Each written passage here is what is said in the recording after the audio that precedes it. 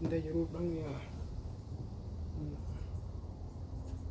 cầm tay chụp mê là tôi tam năm ăn là hao buôn và kèm mà quẹt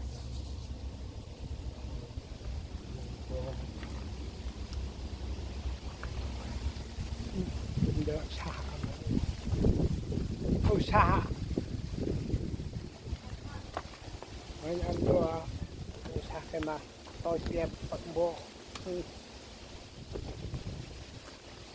ơi việc thì tôi được phải lên được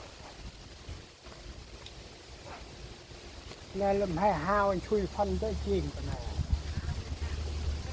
năng đã bao quay kê plai pan quẹt plai khôngแต่บ้านเริ่มก็ได้งัวตั้งโดนมันก็ตกไปอย่างตัวตกเปียกตกมันก็เบรกเล่นตามกินก้นบอลไปเงี้ยชาตำนานเด็ดปะนะบอลไปเงี้ยชามันเสียเยอะtôi tông cái chắc coi là na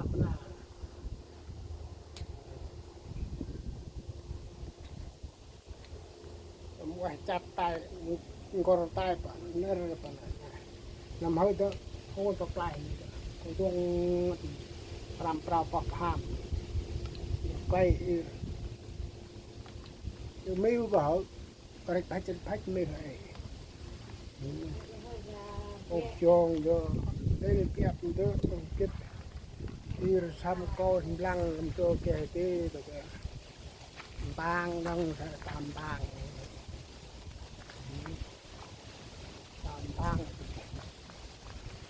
nó tam bang rồi nó tam bang gồm bon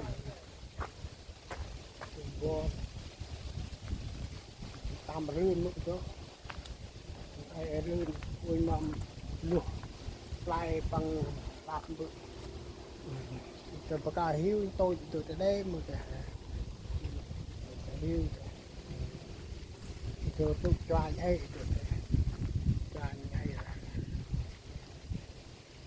ra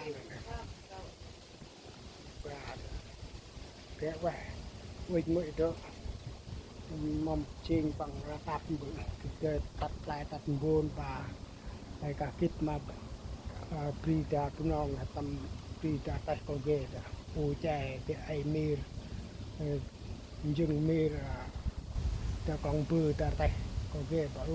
quẻ mà bự cái ai kít đang nằm rồi quăng đang thành mà bự ai mir ai bra phong bo tao tầm từng số mấy ba rồi có từng tay đó cái đinh đấy áp đây cái lur dân quảng brit cột brit trap brit đã song đàng brit luật với chính là u ảo anh có cái American nào đập bàn chạm cả cái đại tầm tắt mà prim năng anh cả cái ai đợi hết cái đấy tôi tầm tàu pri